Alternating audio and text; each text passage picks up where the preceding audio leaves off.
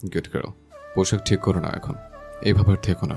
If I change my mind he won't be able to handle ইট। শুকনো ঢোক গিলল ওরা, আর এক মুহূর্তও দাঁড়ালো না। জামা কাপড় নিয়ে সোজা ওয়াশরুমের দিকে দৌড় দিল। আরিশোর কাণ্ড দেখে হাসলো একটু, পরক্ষণেই অবাক হলো। সে হাসছে, মানে একটা মেয়ের জন্য হাসছে। মেয়েটা তার স্ত্রী বলেই কি এমন অনুভব হচ্ছে? কিন্তু কি লাভ? সব কিছু পাওয়ার পরেও তো সেই অন্য কারোর সাথে চলে যায় এরা। আরিশের চোয়াল শক্ত হয়ে এলো। না, ওরার সাথে বেশি ভালো ব্যবহার করার দরকার নেই। নিহাত বয়সে এত ছোট বলেই এতটুকু যত্ন করলো, কিন্তু এরপর তাও করা যাবে না। মহা ভুল করে ফেলেছে আজ। মলম কিনে দিয়েছে, এটাই ঠিক আছে, লাগিয়ে দেওয়ার কি দরকার ছিল? সকাল সকাল কলিং বেলের শব্দে কিছুটা অবাক হলেন রোকসানা। মাত্রই তো সোলাইমান অফিসে গেলেন, নয়নাও স্কুলে গিয়েছে। তাহলে এই সময় কে এলো বাসায়? হাতের কাজ রেখে দরজা খুলে দিতে এগোলেন তিনি। তোমরা এত সকালবেলা, ভেতরে আসো। রিনভি, রনি ও আকাশ এসেছে। ওরা সবাই ওরার বন্ধু। রোকসানা মল্লিকের পেছন পেছন বাসার ভেতরে প্রবেশ করলো সবাই। রিনভি বলল, আন্টি, ওরা কোথায়? আসলে কদিন ধরে ওর সাথে যোগাযোগ করতে পারছি না। রনি কাল কল দিল, কিন্তু কোনো কথা না বলেই কল কেটে দিয়েছিল ওরা। পরে আর কল তোলেনি, ফোনও অফ। রোকসানা কিছুটা অপ্রস্তুত হলেন। আরিশ এত তাড়াহুড়ো করে বিয়েটা করলো, কাউকে বলতেও পারেনি ওরা। ওয়ালাইকুম আসসালাম। ওরার বিয়ে হয়ে গিয়েছে। রিনভি শ্বশুর বাড়ি আছে, স্বাভাবিকভাবেই ব্যস্ত এখন। না, এটা হতে পারে না। আচমকা আকাশের এমন আচরণে অবাক হলেন রোকসানা মল্লিক। রিনভি আকাশের হাত ধরে কিছু একটা ইশারা করলো। রনি বলল, কি আর করবি আকাশ, আমাদের বন্ধু সত্যি বিয়ে করে নিয়েছে, তাও না বলি। রোকসানা বললেন, সময় সুযোগ ছিল না বলেই তোমাদের ইনভাইট করতে পারিনি ওরা। প্লিজ কিছু মনে করো না। তোমরা বসো, আমি নাস্তা নিয়ে আসছি। না আন্টি, আমরা খেয়ে এসেছি। ওরার খোঁজ নিতে এলাম শুধু, এখন উঠছি। তিনজনেই বসা থেকে উঠে দাঁড়ালো। ঠিক আছে, এবার আসো এক সময়। রিনভি হেসে বলল। জি আন্টি। ওরা চলে যাওয়ার পর দরজা আটকে নিজের কাজে এগোলেন রোকসানা। রনি বেশ জোরেই বলল আকাশকে, Akash, control yourself. What are you doing? আর একটু হলেই একটা সিন ক্রিয়েট হতো। আকাশ চুপ হয়ে গেছে। রাস্তায় হাঁটছে তিনজন। রিনভি আকাশের কাঁধে হাত রেখে বলল, আকাশ, কথা বল প্লিজ। দেখ, ওরাকে তো তুই কখনো নিজের মনের কথা বলতেই পারিসনি। ও বেচারির তো দোষ নেই। দীর্ঘশ্বাস ছাড়লেও আকাশ ক্লান্ত গলায় বলল, আমি তো এরাকে দোষারোপ করিনি রিনভি। দোষ আমার, আমার ভাগ্যের। জন্মের পর মা ছেড়ে চলে গিয়েছে, আজ ভালোবাসার মানুষকেও হারালাম। বাবা ঠিকই বলে রে, আমার গুড ফর নাথিং। এমন কিছু না আকাশ, নিজেকে শান্ত কর। রনি আকাশকে জড়িয়ে ধরল। রিনভি বলে, আচ্ছা, এভাবে হুট করে বিয়ে হলো কেন? তাও চুপচাপ। সাধারণভাবে বিয়ে হলে ওরা আমাদের বলতো, অবশ্যই বলতো। ওরা কি আদৌ নিজের ইচ্ছেতে বিয়ে করেছে? রিনভির কথাগুলো আকাশের মস্তিষ্কের ভিতরে আন্দোলিত হতে লাগলো। রিনভি ভুল কিছু বলেনি। রনিকে ছেড়ে দিয়ে আকাশ বলল, ঠিক বলেছিস তুই, বিশ্বাস কর। এরা যদি এই বিয়েতে খুশি না হয়, আমি এরাকে ওইখান থেকে নিয়ে আসবো। রিনভি ও রনি চমকালো আকাশের কথায়। ছেলেটা এখন কতটা দুঃসাহসী হয়ে উঠেছে, অথচ এতদিন মুখ ফুটে ভালোবাসি কথাটাও বলতে পারেনি। আগে গিয়ে দেখতে হবে ওরা কেমন আছে, তারপর এসব। কিন্তু সব কিছু জেনে শুনে বুঝে তারপর। ওকে আকাশ? ওকে। রিনভির কথায় সহমত দিল রনি ও আকাশ। দুপুরের সময় কিছুটা ধুলো জমে আছে ফুটপাতে, আর সড়কগুলোতে যানবাহন চললেও সংখ্যা কম। সড়কের ধারে কিছু দোকানপাটের শাটার অর্ধেক ওঠানো। রাস্তায় গাড়ির হর্নের শব্দ, আর কখনো কখনো সাইকেলের চাকার সাই সাই আওয়াজ শোনা যাচ্ছে। বসার ঘরে সোফায় বসে আছে ওরা, টিভি চলছে। তামান্না দুপুরে রান্না করতে ব্যস্ত।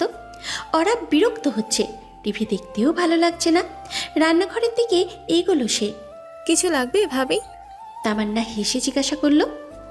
ওরা রান্নাঘরের সব কিছু দেখতে দেখতে বলে, না, এমনি এলাম, ভালো লাগছিল না।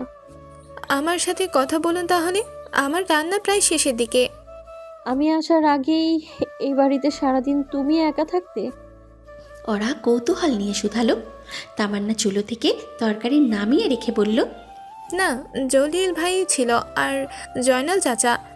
তাহলে ওনারা কেন এখন নেই? জয়নাল চাচার শরীর খারাপ একটু, তাছাড়া কিছু কাজ থাকায় গ্রামে গিয়েছেন। আর জলিল ভাই। তামান্না চুপ করে গেল, মুখটাও কেমন মলিন হয়ে গেছে। ওরা বুঝতে পারছে না কিছু। কি হয়েছে ওনার? ওনাকে আরিশ ভাইয়া অন্য কাজে দিয়েছেন। ওরার হঠাৎ প্রথম দিনের কথা মনে পড়ল। জলিল, হ্যাঁ, উনিই রুমে এসেছিলেন খাবার দিতে। তারপর তার জন্য ওরার উপরে রাগারাগি করেছিল আরিশ। তাহলে কি ওরার জন্যই জলিলের এই বাড়িতে থাকা আর হলো না? ওরার মেজাজ খারাপ লাগছে। একটা মানুষ এতটা টক্সিক হয় কিভাবে? মাঝে মধ্যে তো মনে হয় লোকটার মাথায় সমস্যা আছে। ও আচ্ছা। তামান্না সব খাবার বাটিতে রেখে ডাইনিং টেবিলের দিকে এগোলো। ওরাও তামান্নার সাথে ডাইনিং টেবিলের কাছে এসে দাঁড়িয়েছে। রান্না তো শেষ, আপনি গোসল করে নিন, খাবার খেয়ে ওষুধ খেতে হবে তো। জুতো মেরে গরু দান? অস্পষ্ট স্বরে কথাটা বলল ওরা। তামান্না ঠিক শুনতে পায়নি।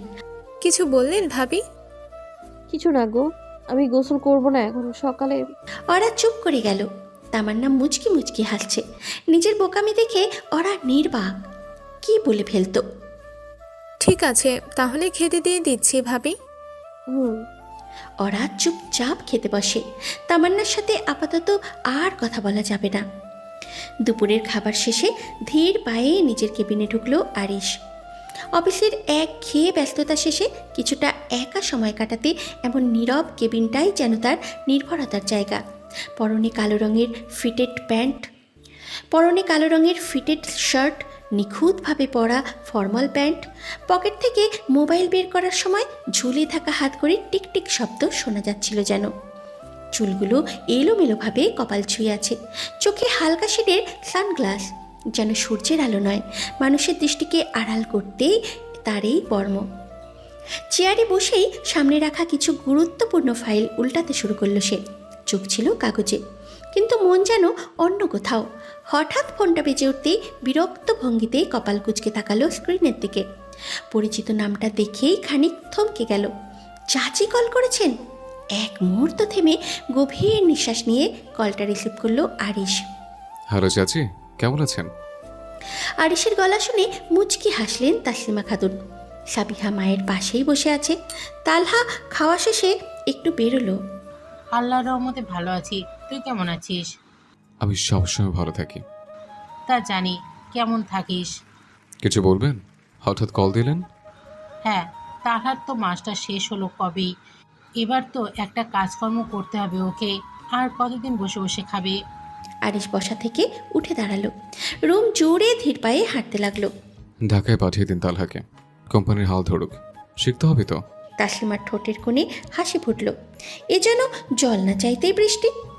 আমিও তাই ভাবছি আরিশ, আমরা সবাই ঢাকা চলে যাব, কি বলিস? ঠিক আছে, চলে আসুন। আচ্ছা বাবা, রাখছি। আরিশ আর কিছু না বলে কল কেটে দেওয়াতে কিছুটা অসন্তুষ্ট হলেন তাসলিমা খাতুন। সাবিহা আগ্রহ নিয়ে শুধালো। কি বললো আরিশ? চোখ পাকালেন তাসলিমা, বললেন, আরিশ ভাইয়া বললো আমরা আগামীকাল ঢাকা যাচ্ছি। ওখানে গিয়ে আরিশের সাথে বুঝে শুনে কথা বলিস, জানিস তো মাথা তার ছেঁড়া ওর। সাবিহা কিছু না বলে মুখ ঘুরিয়ে বসলো। তার বিরক্ত লাগছে, তবে আগামীকাল ঢাকা যাচ্ছে এটা শুনে বেশ আনন্দও লাগছে। আর মাত্র একটা রাত, তারপর আরিশকে দেখতে পাবে সে। তোমার মা কল দিয়েছেন। অকস্মাৎ আরিশের আগমনে হকচকিয়ে গেল ওরা। ড্রেসিং টেবিলের সামনে বসেছিল সে। কদিন ধরে ঠিকমতো আয়নাও দেখা হয় না, সেই জন্য চেহারার হাল দেখার জন্য আয়নার সামনে বসেছিল মেয়েটা। কিন্তু আরিশ আজ এত জলদি বাসায় ফিরবে বুঝতে পারেনি। কথা বলুন। ইচ্ছে করছে না হামিংবার্ড। ওরা কি বলবে বুঝতে পারছে না। মানুষ এমন হয় কিভাবে? গতকাল থেকে কল করে যাচ্ছেন রোকসানা, অথচ আরিশ কল রিসিভও করছে না। মাঝে মধ্যে ইচ্ছে না থাকা সত্ত্বেও অনেক কাজই করতে হয়। আরিশ গভীর দৃষ্টিতে তাকালো ওরার দিকে। কিছুক্ষণ চুপ করে থেকে বলল, তুমি তো খুব ভালো কথা বলতে পারো। ম্লান হাসলো ওরা। আরিশ কল ব্যাক করলো। রিং হওয়ার সাথে সাথে কল রিসিভ করলেন রোকসানা। হ্যালো আরিশ। জি বলুন। দীর্ঘশ্বাস ছাড়লেন ওরার মা। আরিশের আচরণ খারাপ লাগে ওনার, কিন্তু কিছুই করার নেই। আরিশ, আমি তোমার শাশুড়ির বটে, কেবল খালামণি নই। একটু হলেও বিহেভিয়ার চেঞ্জ করো। প্রয়োজন বোধ করছি না। ওই মহিলার বোন আপনি, এটি আপনার একমাত্র পরিচয়। তাহলে ওরাও আমার মেয়ে। She is my wife now. Whose daughter or sister she is doesn't matter anymore. কি বলার জন্য কল করেছিলেন সেটা বলুন প্লিজ। সোলাইমান মল্লিক স্নেহ ভরে রোকসানার কাঁধে হাত রাখলেন, চোখের পাতায় ভরসার ছায়া টেনে ইশারায় বোঝালেন সব ঠিক হয়ে যাবে। রোকসানা দীর্ঘশ্বাস ফেললেন, একটা ভার যেন বুক চিরে বেরিয়ে এলো। তোমাদের 3 দিন হয়ে গেছে, আগামীকাল ওরাকে নিয়ে এসো, একবার দেখা করে যাবে। কি দরকার? মাত্র 3 দিন হলো, এর মধ্যে দেখা করার দরকার নেই। আরিশের কথোপকথন শুনে ওরার ভীষণ কষ্ট হচ্ছে। লোকটা মায়ের সাথে এইভাবে কথা বলছে কেন? ঠিক আছে, যেদিন তোমার ইচ্ছে হবে সেদিন এসো। আমি জানি তুমি আসবে আরিশ। বাই। কি হলো, আসবে না বললো? স্বামীর প্রশ্নের জবাবে কি বলবেন রোকসানা? রোকসানা কিছুক্ষণ চুপ করে রইলেন, চোখ নামিয়ে নিঃশ্বাস নিলেন ধীরে ধীরে। তারপরে স্বামীর দিকে তাকিয়ে নরম অথচ দৃঢ় কণ্ঠে বললেন, ছেলেটা জেদি ঠিক আছে, কিন্তু আমার বিশ্বাস ভালোবাসা আর ধৈর্য থাকলে সব একগুঁয়ে মানুষটাও বদলে যায়। ওরা পারবে, ও যদি ওর ভেতরের মানুষটা ছুঁতে পারে। মৃদু হাসলেন সোলাইমান। তাই যেন হয় রোকসানা। ঘুমাও তুমি, আমিও ঘুমাচ্ছি। রোকসানা চুপচাপ চোখ বন্ধ করে শুয়ে রইলেন। সোলাইমানও চোখ বন্ধ করলেন ঘুমানোর উদ্দেশ্যে। বিছানার উপরে ফোনটা রেখে ধীরে ধীরে জামাকাপড় খুলতে লাগলো আরিশ। শরীরে তখন কেবল একটা আন্ডারওয়্যার। ওরা এক পলক তাকিয়েই চোখ ফিরিয়ে নিল। মুখে তীব্র বিরক্তি, ক্ষোভে তার বুক ধুকধুক করছে। ধৈর্যের সীমা পেরিয়ে যাচ্ছে প্রতিদিন। এমন এক উন্মাদ জেদি খামখেয়ালি মানুষের সঙ্গে থাকা শ্বাসরুদ্ধকর হয়ে উঠেছে। চুলগুলো তাড়াতাড়ি বিনুনি করে বিছানার দিকে এগুলো ওরা চুপচাপ, অভিমান তার চলনে। আরিশ চুপচাপ তাকিয়ে রইল ওর দিকে। এই মেয়েটাকে দেখলেই বুকের ভিতরে কেমন এক অদ্ভুত অনুভূতি হয় তার, যেন নরম মেঘের মতো। ফোলা ফোলা গাল, আর সেই গালেই একটা টোল। ছোটোখাটো গড়নের মেয়েটাকে দেখে অনেক সময় বাচ্চা মনে হয় আরিশের। এভাবে দাঁড়িয়ে থাকবেন? আরিশকে এইভাবে দাঁড়িয়ে থাকতে দেখে শুধালো ওরা। ভাবনার জগৎ থেকে বেরিয়ে এলো আরিশ। ওরার দিকে এগিয়ে যেতে লাগলো। ওরা চুপচাপ বসে আছে, ফের কিছু করলেই বাড়ি ছেড়ে পালিয়ে যাবে সে। যে ভদ্রলোক ওরার মাকে অসম্মান করেছে তার সাথে ওরা থাকবে না, কিছুতেই না। এই কয়দিন ভয়ে ভয়ে ছিল সে, এখন কিছুটা হলেও ভয় কেটেছে। তোমার সমস্যা হচ্ছে? না, তবে নাথিং। ওরা কিছু বোঝার আগেই আরিশ তাকে বিছানায় ধাক্কা দিয়ে ফেললো। চমকালো ওরা, রেগে বলল, কি করছেন? আরিশও অবাক হলো ওরার আচরণে। মেয়েটার এতটা সাহস হলো কিভাবে হঠাৎ? আরিশ ওরা শরীরের উপরে ঝুঁকে ওর কপালে আঙুল ছুঁয়ে বলে, 2-3 দিনে ভয় কেটে গেছে। শুকনো ঢোক গিলল ওরা। আরিশের হিংস্র আচরণগুলো মনে পড়ে গেল। প্লিজ সরুন। কেন? আমার ভালো লাগে না এইসব। ভালো লাগে না? আরিশের কানে বারবার কথাটা বাজতে লাগলো। ওরার তাকে তার স্পর্শ ভালো লাগে না, কিন্তু কেন? ওরা যেন আরিশের সাথে থাকে, সেই জন্যই তো এতটা আদর করে সে। যদি কখনো ওরা তাকে অক্ষম বলে চলে যায়, সেই সংজ্ঞা থেকেই আরিশের এত পাগলামি। সত্যিই ভালো লাগে না, নাকি অন্য কেউ আছে? আচমকাই আরিশের চোখ রক্তবর্ণ ধারণ করলো। ওরা বেশ বুঝতে পারছে আরিশ আবারও হিংস্রতা প্রকাশের মাধ্যম হিসাবে তার শরীরটাকেই বেছে নেবে।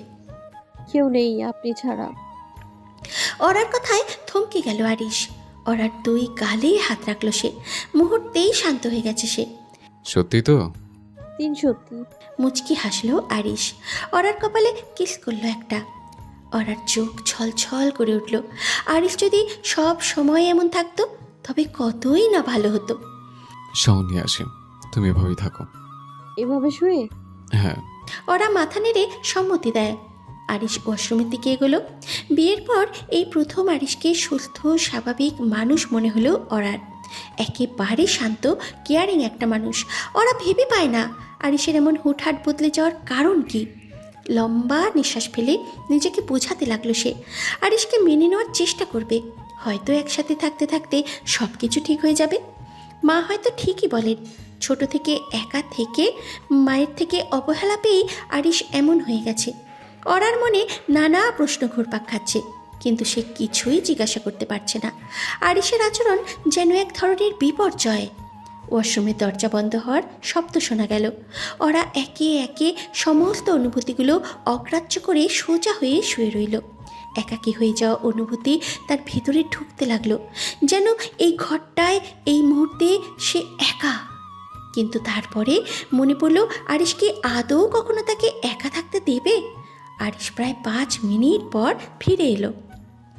ওরা একে একে সমস্ত অনুভূতিগুলি অগ্রাহ্য করে সোজা হয়ে শুয়ে রইল। একাকিত্বের এক অদ্ভুত ঠান্ডা ঢেউ তার শরীরের উপর দিয়ে বয়ে যেতে লাগলো। মনে হচ্ছিল এই ঘরটা, এই মুহূর্তটা, সব কিছু মিলিয়ে সে একা, নিঃসঙ্গ। কিন্তু পরক্ষণেই মনে পড়ল, আরিশ কি আদৌ তাকে একা থাকতে দেবে কখনো? না, অরিশ তো তেমনই, ওভার পজিটিভ, টক্সিক, একগুঁয়ে আর জেদি। ওরার পক্ষে একা থাকা যেন ভাগ্যেও নেই। প্রায় 5 মিনিট পর ফিরে এলো আরিশ। ওরা এখনও একদৃষ্টে ছাদের দিকে তাকিয়ে শুয়ে আছে। তাকে আগের অবস্থানে দেখে মনে একটা চাপা সন্তুষ্টি ফুটে উঠল আরিশের চোখে। সামনে তাকাতেই ওরা দেখতে পেল ভেজা চুলে জল টপ টপ করে ঝরছে আরিশের কপাল থেকে। ধপধপে ফর্সা বুকেও পানির ফোঁটা লেগে আছে। ওরার বুক থকথক করে উঠল, তার শরীর অবচেতনে কেঁপে উঠল। ওরার জীবনে আরিশই প্রথম পুরুষ, যার স্পর্শে, উপস্থিতিতে অদ্ভুত এক অনুভূতি হয়, যে অনুভূতির ব্যাখ্যা ওরা নিজেই জানে না। সেদিন থেকে যেদিন এই পুরুষটা তার জীবনে জোর করে ঢুকে পড়েছে, ওরার ভেতরে তীব্র ঘৃণা আর অনিচ্ছার পাশাপাশি একটা জটিল আকর্ষণ কাজ করে। অথচ এই আকর্ষণ ভালোবাসা নয়, একরকম জ্বরের মতো কাঁপিয়ে তোলে, জ্বালিয়ে দেয়, আবার নিস্তেজ করে দেয়। আজ পর্যন্ত ওরা কোনো ছেলেকে ভালো লাগার চোখে দেখেনি। ছোটবেলা থেকেই তার মনে একটাই স্বপ্ন বাসা বেঁধেছিল, একটা শান্ত সুন্দর সংসার, একজন স্বামী থাকবে যে তাকে ভালোবাসবে, রক্ষা করবে আর ছোট ছোট মুহূর্তে তাকে পূর্ণতা দেবে। লেখাপড়ায় তেমন আগ্রহ ছিল না কখনো, শুধু সামাজিক দায়বদ্ধতা থেকেই চালিয়ে যাচ্ছিল সব কিছু। তাই যখন আরিশ একটু কোমল হয়, একটু স্নেহ মেশানো আচরণ করে, ওরা সব কিছু ভুলে যায়। মনে হয় এই তো সেই স্বপ্নের সংসার, এই তো সেই মানুষ যার হাতে নিজেকে নির্ভয়ে তুলে দেওয়া যায়। কিন্তু খুব তাড়াতাড়ি সেই স্বপ্নভঙ্গের শব্দ শুনতে পায় সে। মনে পড়ে যায় আরিশের দমনমূলক আচরণ, তার হঠাৎ করে আগুন হয়ে ওঠা স্বভাব, তার সেই হিংস্র রূপ, যেটা কেবল ভালোবাসার ছায়ায় ঢেকে রাখা ছিল কিছু সময়ের জন্য। এই মুহূর্তে ওর আর চোখ সরানোরও সাহস নেই। সে জানে আরিশ রেগে যাবে, তার দিকে তাকিয়ে থাকতে হবে নিঃশব্দ আনুগত্যে। ভেতরে ভেতরে অসহায় অনুভব করলেও ওরা জানে প্রতিরোধ করার ক্ষমতা তার নেই। শুধুই তাকিয়ে থাকা, এটাই যেন এখন তার একমাত্র উপায়। শোয়া থেকে উঠে বসবে হামিংবার্ড? আরিশের কণ্ঠে ছিল চাপা আদেশের টান। ওরা তাড়াতাড়ি মাথা নাড়ল।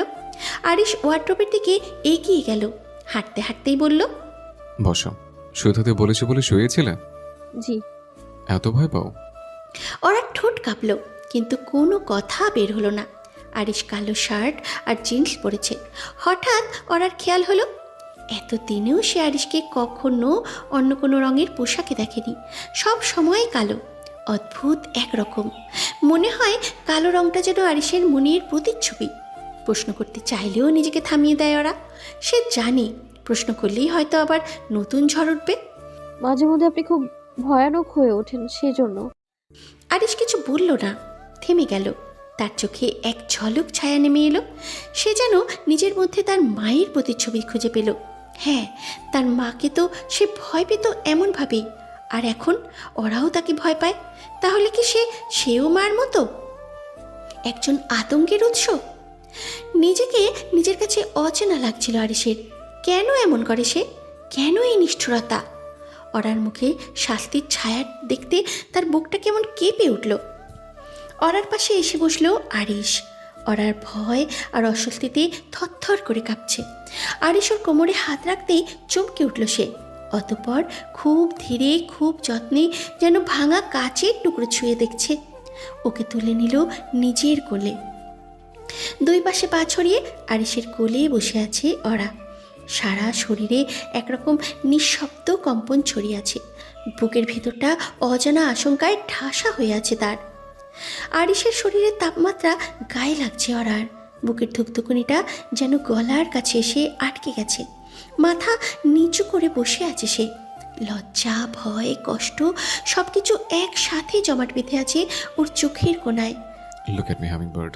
আরিশের কণ্ঠটা ছিল কোমল কিন্তু নির্দেশময়। ওরার হাত পা কাঁপছে। ধীরে ধীরে মুখ তুলে তাকালো সে।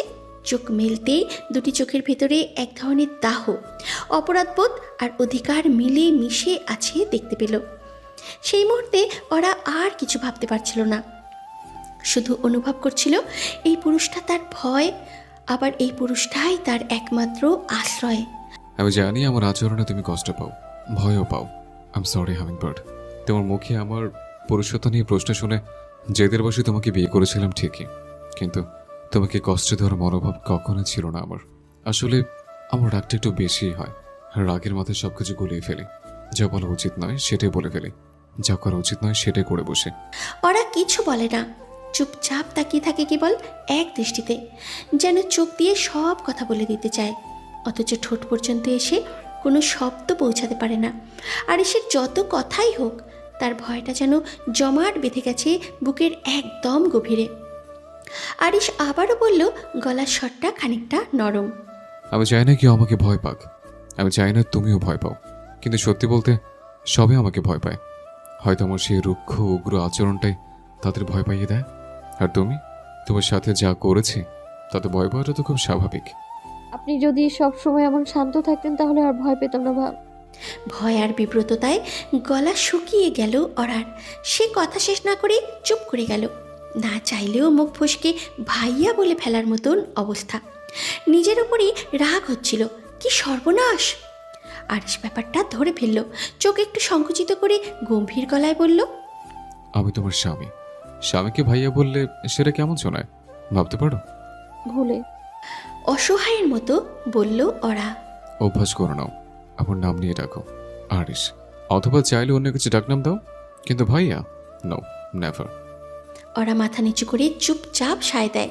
ভয়, লজ্জা আর একটু অস্বস্তি নিয়ে আরিশের দিকে তাকিয়ে বলে, আচ্ছা আমার খিদে পেয়েছে এখন। আরিশ মুচকি হেসে ওরার হাত দুটো নিজের কাঁধে রাখে। হঠাৎ স্পর্শে কেঁপে ওঠে ওরা। চোখ বড় বড় করে তাকিয়ে থাকে তার দিকে। চলো খেতে যাই। এভাবে কোলে বসে যাব? ওরার জিজ্ঞাসা এতটাই সরল আর বিস্ময় ভরা যে হঠাৎ করে হেসে ওঠে আরিশ। কেমন যেন অদ্ভুত সেই হাসি। ওরা পুরো কুচকে তাকায় তার দিকে। এত হাসার কি হলো? আরিশ একটু ঝুঁকে গলায় চাপা স্বরে বলে, তুমি চাইলে এভাবেই করে করে নিচে যেতে পারো, কোনো সমস্যা নেই আমার। কারণ ভালোবাসা আমি বিশ্বাস করি না hummingbird. In my opinion, money and physical relationships আর এভরিথিং ইন লাইফ। আমার কাছে এই দুটোই এনাফ। ওরা স্তব্ধ, কিছু বলার মতো শব্দ খুঁজে পায় না। ছেলেটা কি ভয়ঙ্কর ঠোঁটকাটা, যেন কিছুই লুকোবার নেই তার জীবনে। লজ্জা কিংবা অনুভব সব কিছু বাদ রেখেই চলে। আরিশের কথাগুলো তীব্র আঘাতের মতো বাজে ওরার বুকের মধ্যে। ভালোবাসা যদি তার কাছে মূল্যহীন হয়, তবে এই সম্পর্কের ভিত্তিটা কি? শুধুই জেদ? আরিশের কাছে ভালোবাসা আসলে একটা অবাস্তব, মিথ্যে কিছু। যার জীবনে একমাত্র মাই ভালোবাসা দেখায়নি, তার পক্ষে তো অন্য কোনো সম্পর্কে ভালোবাসা আশা করাটাই বোকামি। মা ফেলে রেখে যাওয়ার পর বাবার সাথে থেকেছে সে, আর বাবা মারা যাওয়ার পর থেকেই শিখে এসেছে ভালোবাসা বললে মানুষ শুধু সুবিধা বোঝে, দরকার পড়ালে ফেলে দেয়। তাই সে আর কোনো সম্পর্কে আবেগ রাখে না কোনো আশা। তোমার মুখটা এমন থমথমে কেন? এতক্ষণ তো ঠিকই ছিলে, খেতে যাবে বললে তো। আরিশ মৃদু স্বরে বলে। ওরা নিচু গলায় বলল, আপনি এমন কথা কেন বলেন? ভালোবাসায় বিশ্বাস করেন না? এমন কথা শুনে কেমন লাগবে একজন মেয়ের? আরিশ কাঁধ ঝাঁকায়, যেন ওর কোনো দায় নেই, কোনো অনুভূতি নেই। আমি তো তোমার সত্যিটা বললাম হামিংবার্ড। আমি যা তাই, আমার ভেতর ভালোবাসা নেই, আছে শুধু প্রয়োজন। তবে আমাদের মধ্যে ভালোবাসা না থাকলেও সব কিছুর পরও you are only my wife. এই সত্যি মেনে আজীবন কাটাতে হবে তোমাকে। অরার মুখটা আরও ফ্যাকাশে হয়ে গেল। বুকের ভিতরে জমে থাকা অস্পষ্ট ইচ্ছেগুলো একে একে ঝরে পড়ে। সে চুপ করে যায়, কিন্তু ভেতরে ভেতরে আশা করে একদিন আরিশ বদলাবে। আরিশ হঠাৎ কোমর থেকে হাত সরিয়ে বলল, চলো নিচে যাই। আমি নিজে হাঁটবো। ধীরে বলল আরা। আরিশ কিছু না বলে ওকে নিচে নামিয়ে দিল। মেয়েটা ধীরে ধীরে দরজার দিকে এগিয়ে যাচ্ছে। পেছনে দাঁড়িয়ে আরিশ ওর হাঁটার ছন্দ দেখছে। ছোট্ট গুটি গুটি পায়ে এগিয়ে যাচ্ছে হেঁটে। একটা মেয়ে যে তার সব ভয় বুকের মধ্যে চেপে রাখে। আরিশ ওর পেছন পেছন হাঁটতে হাঁটতে মনে মনে ভাবে, বয়সে ছোট একটা মেয়েকে বিয়ে করে এইভাবে জোরাজুরি করা মোটেও ঠিক হয়নি তার। দুপুরবেলা তালহা, সাবিহা ও তাসলিমা খাতুন বাস থেকে নেমেছে। বাসস্ট্যান্ডের চারপাশে প্রচুর লোকজনের ভিড়। পথচারীদের হাঁটাচলা, রিক্সা আর সিএনজি গাড়ির শব্দ, সবই যেন এক অস্থির পৃথিবীর অংশ। গরম রোদে কপালের ঘাম মুছতে মুছতে আশেপাশে তাকাচ্ছেন তাসলিমা খাতুন। ভাইয়াকে কল দেবো মা? তালহা আশেপাশে তাকাতে তাকাতে শুধালো। তাসলিমা খাতুন কিছুটা রেগে বললেন, সেটা আবার জিজ্ঞাসা করা লাগে তোর? কল দে, লোক পাঠাতে বল। এই রোদের মধ্যে কতকাল দাঁড়িয়ে থাকবো আমরা? সাবিহা শহরের গাড়ি ঘোড়া, দালান কোঠা দেখতে ব্যস্ত। জীবনে প্রথমবার ঢাকা এসেছে সে। সব কিছুই অন্যরকম লাগছে। গড় গড়িয়ে চলতে থাকা বাসগুলো, সিগন্যাল বাতি, রাস্তার ধারে দাঁড়িয়ে থাকা ছোট দোকানপাট এবং শহরের ব্যস্ততা যেন অন্য জগতের ইঙ্গিত দিচ্ছে। ঢাকার মাটি, শহরের গন্ধ আর তীব্র রোদের মাঝে তাকে নতুন এক অনুভূতি ঘিরে ধরেছে। সেই সাথে মনে একটা চাপা উত্তেজনা কাজ করছে। আরিশের সাথে দেখা হবে। দীর্ঘ 10 বছর পর আরিশকে দেখতে পাবে সে। 10 বছর আগে আরিশ গ্রামে গিয়েছিল একবার, তারপরে আর যায়নি সে। তালহা আরিশকে কল করলো। আরিশ কল রিসিভ করছে না দেখে আরও একবার কল দিতে লাগলো তালহা। এবার কল রিসিভ করলো সে। ভাইয়া, আমরা সাইদাবাদ বাস স্ট্যান্ডের পাশে দাঁড়িয়ে আছি। অপেক্ষা করো, গাড়ি পাঠাচ্ছে। ওকে ভাইয়া। আরিশ কল কেটে দিল। তালহা বলল, গাড়ি পাঠাচ্ছে বললো। বসে থাকতে কল করার দরকার ছিল, তাহলে এখানে দাঁড়িয়ে থাকতে হতো না। সাবিহার কথায় তাল মেলালেন তাসলিমা। ঠিক বলেছিস, কি আর করার, একটু অপেক্ষা কর। তিনজনে দাঁড়িয়ে থাকে। সিটি বাসগুলোর হর্ন, রিক্সা চালকদের চিৎকার আর লোকজনের দৌড়াদৌড়ি শহরের অস্থিরতা আরও বাড়িয়ে দেয়। কিছুক্ষণ পরই গাড়ি নিয়ে জলিল আসে তাদেরকে নিয়ে যেতে। গাড়িতে উঠে বসে সাবিহা এক দীর্ঘ স্বস্তির নিঃশ্বাস ফেলল। শহরের উন্মত্ততা আর রোদ থেকে কিছুটা মুক্তি পেয়ে সে শান্ত অনুভূতি অনুভব করছে। জানলা দিয়ে ঢাকার দৃশ্য দেখছে। সন্ধ্যা নেমেছে শহরের বুকে। পশ্চিমের আকাশে লালচে ছায়া মিলিয়ে গিয়ে ধীরে ধীরে গাঢ় নীল অন্ধকার চেপে বসেছে। অলিতে গলিতে জ্বলে উঠেছে সোডিয়াম আলো। হালকা হলুদ আলোয় যেন একরকম কল্পলোক তৈরি হয়েছে। চায়ের দোকানগুলোর সামনে ছোট ছোট দল বসে গরম ধোঁয়া ওঠা চায়ে চুমুক দিচ্ছে। আড্ডায় গা ভাসিয়ে দিচ্ছে সারা দিনের ক্লান্তি ভুলে। কারো মুখে অফিসের গল্প, কারো মুখে রাজনীতি, আবার কারো মুখে রূপকথার মতো প্রেম। এদিকে শহরের ব্যস্ত রাস্তাগুলোতে কর্মজীবী মানুষজন ফিরছে আপন গন্তব্যে। কেউ ধুলো জমা বাসে হেলে দুলে, কেউ আবার নিজের প্রাইভেট কারের আরামে। সব মিলিয়ে শহর যেন এক থেমে থাকা অথচ চলমান চিত্রপট। জলিলের কালো রঙের প্রাইভেট কারটা ধীরে ধীরে খানবাড়ির গেটের সামনে এসে দাঁড়ালো। সাবিহা অস্থির চিত্তে সামনের সিটে বসা জলিলের দিকে একটু ঝুঁকে জিজ্ঞাসা করলো, কি হলো, বসে গেছি? জলিল মাথা নিচু করে সম্মান দেখিয়ে উত্তর দিল, জি ম্যাডাম, বাড়ির সামনেই আছি। যাক, বাঁচা গেল। হালকা হাঁপ ছেড়ে বলল সাবিহা, যেন দীর্ঘ সফরের ক্লান্তি কাঁধ থেকে নেমে গেল। গাড়ির দরজা খোলার সঙ্গে সঙ্গে তালহা দ্রুত নেমে পড়ে লাগেজের দিকে ছুটল। জলিলকে ইশারা করলো, এই ভাই ভাই ভাই, ধরো তো একটু। আরে ভারী লাগছে এগুলো, ধরো ধরো ধরো ধরো। ওদিকে তাসলিমা খাতুন ধীরে ধীরে মেয়েকে নিয়ে গাড়ি থেকে নামলেন। কোমরে এক হাত রেখে অসহিষ্ণু স্বরে বললেন, আহা, এতক্ষণ বসে থাকতে থাকতে কোমরটাই যেন জমে গেল। তারপরে তালহার দিকে তাকিয়ে বললেন, তালা, তোর ব্যাগপত্র নিয়ে ভেতরে আয়, আমরা একটু এগোলাম। ওকে মা, ওকে ওকে ওকে। তালহা হাত উঁচিয়ে সাড়া দিল। তাসলিমা খাতুন মেয়ের হাত ধরে বাড়ির ভেতরের দিকে এগিয়ে গেলেন। বসার ঘরের সোফায় চুপচাপ বসে আছে ওরা।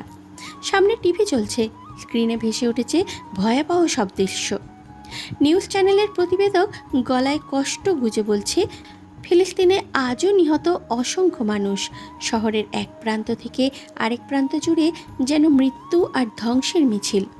ওরা মনোযোগ দিয়ে সব দেখছে, চোখে মুখে চিন্তার ছাপ স্পষ্ট। মেয়েটার মনটা অসম্ভব নরম, অন্যের কষ্ট সহজে নিজের মধ্যে টেনে নেয়। হাজারো মানুষের কান্না, ভাঙা ঘর, খালি চোখে আকাশের দিকে তাকিয়ে থাকা শিশুদের চেহারা যেন তার বুকের ভেতরে কাটার মতো বিঁধে আছে। নিঃশব্দে রবের কাছে 2 হাত তুলে মোনাজাত করে, হে আল্লাহ, তুমি ফিলিস্তিনের মানুষগুলোকে রক্ষা করো। ওইদিকে পাশে বসে থাকা তামান্না যেন একেবারেই ভিন্ন জগতে। তার চোখে নেই কোনো আলোড়ন, মনেও না। অকারণে চুপচাপ বসে থাকলেও চোখের কোনায় বিরক্তির ছাপ। এসব খবর তার ভালো লাগে না। তার মন পড়ে থাকে স্টার জলসা কিংবা জি বাংলার রঙিন দুনিয়ায়। সেখানে নাটকের নায়িকা কাঁদে, তবু সেটা তামান্নার কাছে বাস্তবের চেয়েও অনেক বেশি মনোহর লাগে। ভাবি, এসব ভালো লাগছে না, একটু স্টার জলসায় দেন। ওরা হাসলো তামান্নার কথায়, চ্যানেল পাল্টে দিতে দিতে বলল, কি কি নাটক দেখো তুমি? তামান্না হাসি হাসি মুখে আগ্রহ নিয়ে বলতে লাগলো, 2 শালিক,